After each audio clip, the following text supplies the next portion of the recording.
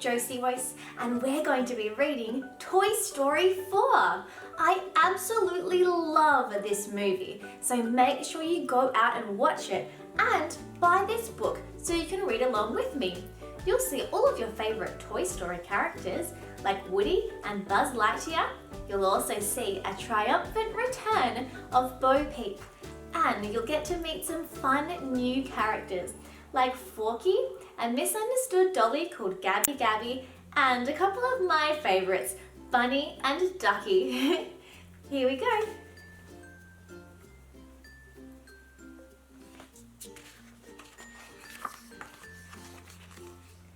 At the Davis house, 8-year-old Andy burst through his bedroom door with an armload of toys. Moments later, rain began to pour outside. "Just made it," Andy laughed, dumping the toys on his bed. Then his mum called him downstairs for dinner. When the boy was gone, Woody the cowboy sprang into action. A toy had been left outside. The group looked out Andy's window but didn't see the toy anywhere. Woody hurried across the hall. Andy's sister Molly had a window in her bedroom with a view of the whole front yard. Woody's friend Bo Peep helped Woody onto the nightstand. When they looked outside, a sudden flash of lightning revealed RC. He was stuck in the mud by the driveway. Woody and Bo turned to each other. "Operation Pull Toy," they shouted. Everyone worked together and, at last, Woody pulled RC out of the mud. Slinky's spring pulled them back to the bedroom window just as a stranger's car pulled into the driveway. Woody finished getting everyone through the window when, wham! It was slammed shut. Woody looked through the glass. Andy's mum was putting Bo and her sheep into a box. Molly didn't want them anymore, so the stranger had come to take Bo away to a new kid. Outside the house, the man set the box next to his car and returned to the house. Woody dragged the box under the car and opened it. Bo was inside, comforting her sheep. Bo wanted Woody to come with her, but Woody knew he couldn't leave his kid.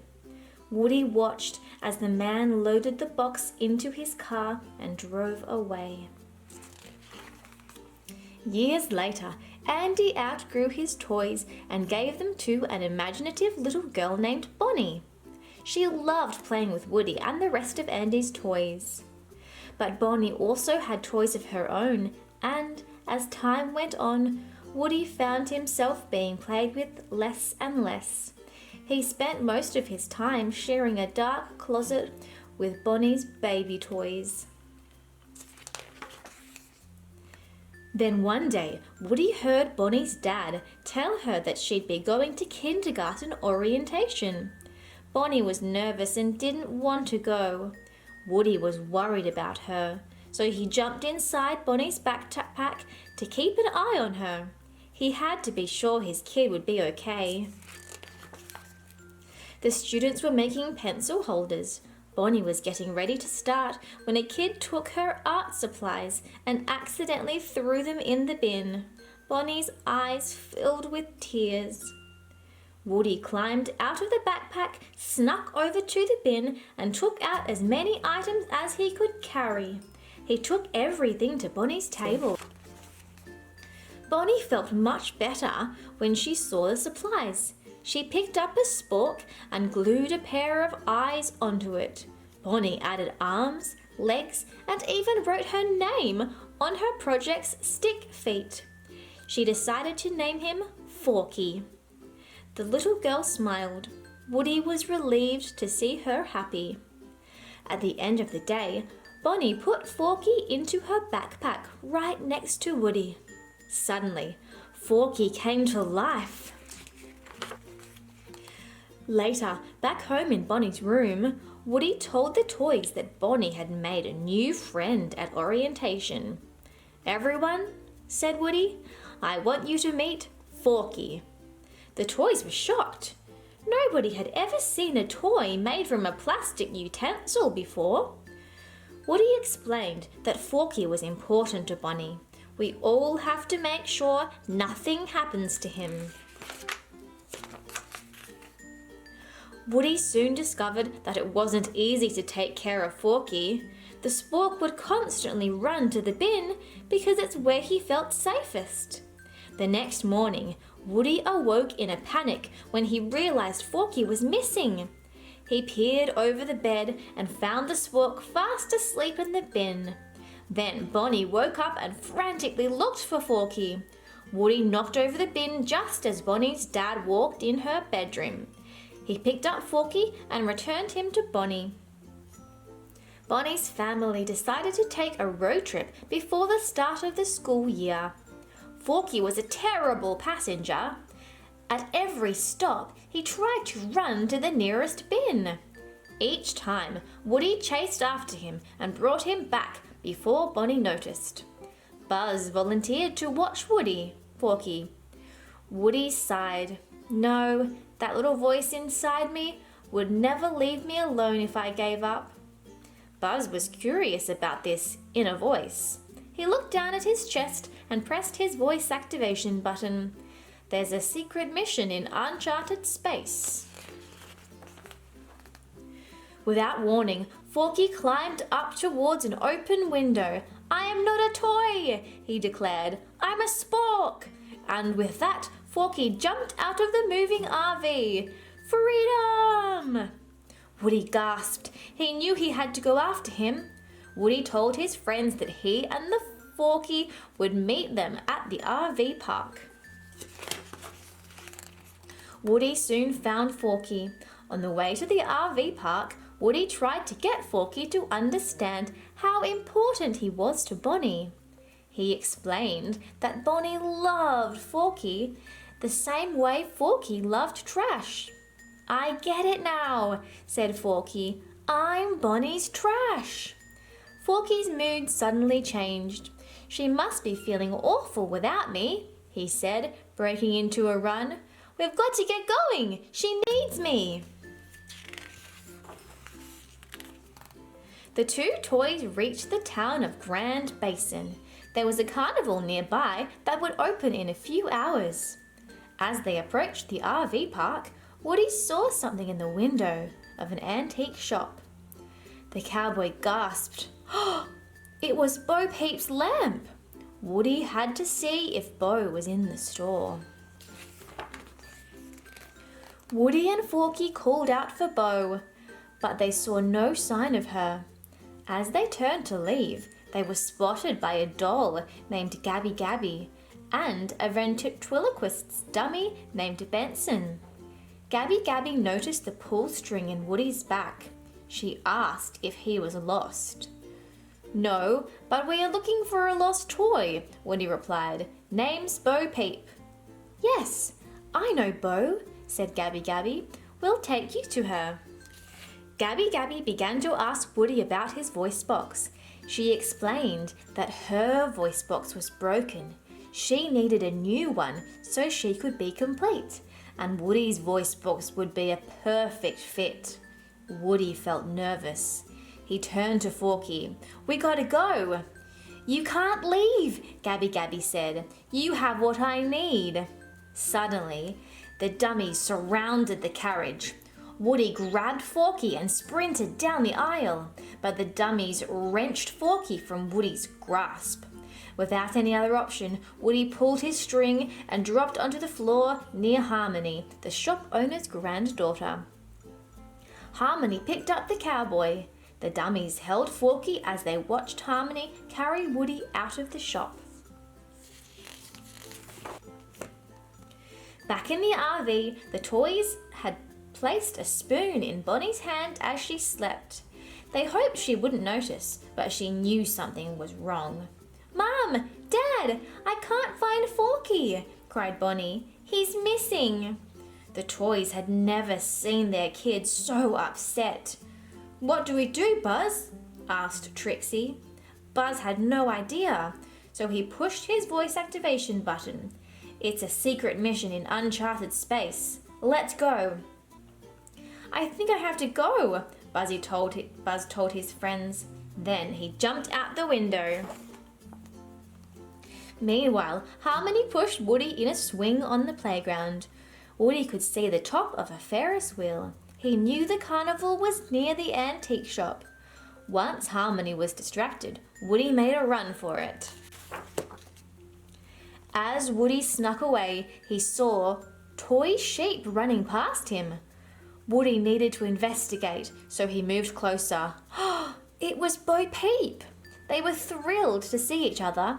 Bo's sheep, Billy, Goat and Gruff, tackled Woody. "I missed you too," laughed Woody. Bo told Woody she'd been a lost toy for 7 years. She loved being free. One of her closest friends was a tiny police officer named Giggle McDimples. Woody asked Bo and Giggle for help rescuing Forky, but they refused to return to the antique shop. Woody reminded Bo about her former kid, Molly. The memory made Bo smile, and she reluctantly agreed to help Woody. Back at the antique shop, Gabby Gabby sat with Forky in her glass cabinet. Forky wondered when Woody would return. Then, Gabby Gabby noticed Harmony entering the store. Gabby Gabby wanted nothing more in the world than to make Harmony her kid. Only one thing stood in her way, her broken voice box. "When my voice box is fixed," she told Forky, "I will finally get my chance." In the meantime, Buzz struggled to free himself from the prize wall at the carnival. The toys hanging above him named Duckie and Bunny yelled at the Space Ranger. "If you think you can just show up and take our top prize spot, you're wrong," shouted Bunny. Buzz didn't know what to do, so he checked with his inner voice. It replied, "This planet is toxic. Closing helmet to conserve oxygen." Buzz closed his helmet right on Duckie's foot. The 3 toys fell to the ground in a heap. Duckie and Bunny were furious with Buzz, but Buzz was already on the move. "He's getting away!" Duckie shouted as he pulled Bunny's arm. Buzz was lost, but then he looked up and saw Woody jumping to the roof of the antique shop. He climbed up to meet him and was surprised to see Bo. Then Duckie and Bunny appeared. They were still angry with Buzz, but Woody promised they could come to Bonnie's room if they helped rescue Forky. Bo was ready to begin the mission. She leapt down into the store. Back at the RV, Bonnie's family was ready to leave.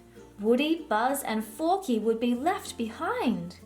Jessie had an idea. She jumped out the window and made her way to the front of the RV. Then there was a loud noise. Pop! Jessie climbed back into the RV and pulled out a nail to show the toys. "We're not going anywhere, if you get my point." Jessie had popped the tire. Bo led the toys between the shelves and pointed to Gabby Gabby's glass cabinet. "That's more than likely where your Forky is being kept," said Bo.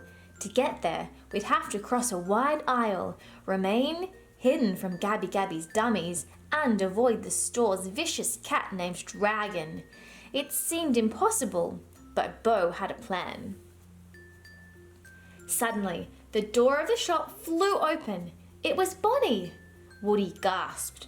"We gotta get Forky now!" He ran across the aisle, but a dummy grabbed him. To protect their friend, Bo's sheep bit onto the dummy's trousers. The dummy ran off, with the sheep still attached to him. Now, Gabby Gabby had Forky and Bo's sheep. Bo took Woody to a secret hangout inside an old pinball machine.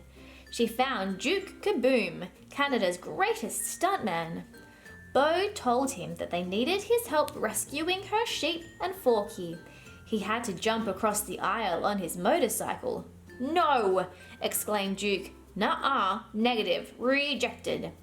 He hadn't attempted a jump in years and wanted no part in Bo's plan. Woody told Duke that he needed to rescue Forky for his kid, but this was the wrong thing to say. When Duke couldn't jump like the toy in the TV commercial. His kid had thrown him away. Duke began to wail at the memory. "Forget your commercial," Bo said. "Be the Duke you are right now. The one who jumps and crashes. Now, can you do the jump?" Duke felt his confidence return. "Yes, I Canada," he exclaimed. Then Giggle and the rest of the toys arrived with the cabinet key. They knew it was time to put their plan into action. After Giggle arrived with the key, the whole group moved across from Gabby Gabby's cabinet to prepare for the mission. Woody told Bo that he was impressed by her skills. "You've handled this lost toy life better than I ever could." Bo was touched. Just then, light began to dance around them as it reflected off the lamps and chandeliers. Finally, the mission was underway, but Duke quickly began to panic. Woody tried to steady him, but Duke was going down. Woody jumped off the bike and grasped onto the cabinet. Bo used the ribbon to zip across to the cabinet. Once she and Woody unlocked it, they found Forky. But suddenly, Gabby Gabby appeared with the dummies. Forky fell to the floor below. Bo found her sheep and began to zip across the ribbon. Woody swung down, but as the ribbon dropped, so did Bo and her sheep. Woody landed on the angry cat. "Duke!" Bo shouted. Get us out of here!" Duke zoomed past Dragon. The cat chased Duke around through the store. But Forky had been left behind with the dummies. After the cat ran off, the toys checked to make sure everyone was okay. Woody insisted that they go back for Forky because Bonnie needed him. "No, you need Bonnie," said Bo. "There's plenty of kids out there. It can't just be about the one you're still clinging to." The toys followed Bo. No one wanted to return to the store. Woody was on his own. He ran back into the store as the toys returned to the RV. "Hello, Woody," said Gabby Gabby. "I knew you'd be back." Woody thought he'd have to fight to get Forky, but Gabby Gabby wasn't interested in fighting. All Gabby Gabby wanted was the chance to be important to a kid. "I'd give anything to be loved the way you have." Woody knew what he had to do. He would give Gabby Gabby his voice box. "Just leave me Forky. Bonnie needs him." Gabby Gabby was delighted with her new voice box. It worked perfectly. Gabby Gabby placed herself near Harmony. She pulled her string and said, "I'm Gabby Gabby, and I love you." "Too creepy," Harmony said. She tossed Gabby Gabby into a sales bin. Woody and Forky were shocked, but there was no time to wait. Bonnie and her mum had entered the store. Woody grabbed Forky and jumped into Bonnie's backpack. On the way out of the store, Woody made a decision. "Tell Buzz to get the RV to the merry-go-round," he said to Forky. Then he jumped out of the backpack. Woody returned to Gabby Gabby. He told her that Harmony wasn't her only chance at getting a kid. He would take her to Bonnie. Unbeknownst to Woody, Bo and Giggle had returned to the store to help him. Bo was proud of her friend. Bo led Duke, Duckie and Bunny and the sheep onto the Ferris wheel to find a kid for Gabby Gabby. Duke needed to jump over the carnival and land on top of the game booth. Bo and Woody kept encouraging the daredevil until he was ready. "I am Duke KaBoom," said Duke. "I can do this." Seconds later, Duke launched himself off the Ferris wheel, sailing over the carnival with ease. All memories of his past failures faded away as he crashed his bike right on target. The toys zipped across the string of flags. As they approached the carousel, Gabby Gabby saw a girl who was lost and all alone. Gabby Gabby moved closer to the lost girl. The girl picked up the doll and pulled the string. "Hi there, I'm Gabby Gabby. Will you be my friend?" The girl hugged Gabby Gabby and worked up the courage to ask a security guard for help. She carried her new doll as she looked for her parents. Gabby Gabby finally got a kid. Woody and Bo met up with Bonnie's toys at the RV.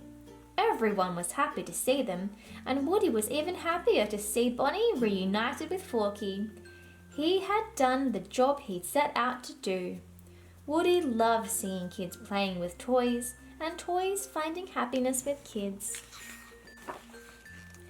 Woody enjoyed helping kids and toys, and he knew that wherever he went and whichever toy he met next, he would always have his friends by his side. Thanks for reading with me, everyone. Make sure you subscribe to my channel for more storybook read-alongs just like this one. I also have storybook read-alongs of Toy Story 1, 2 and 3, so make sure you check them out. I'm JosieWose. I'll see you next time.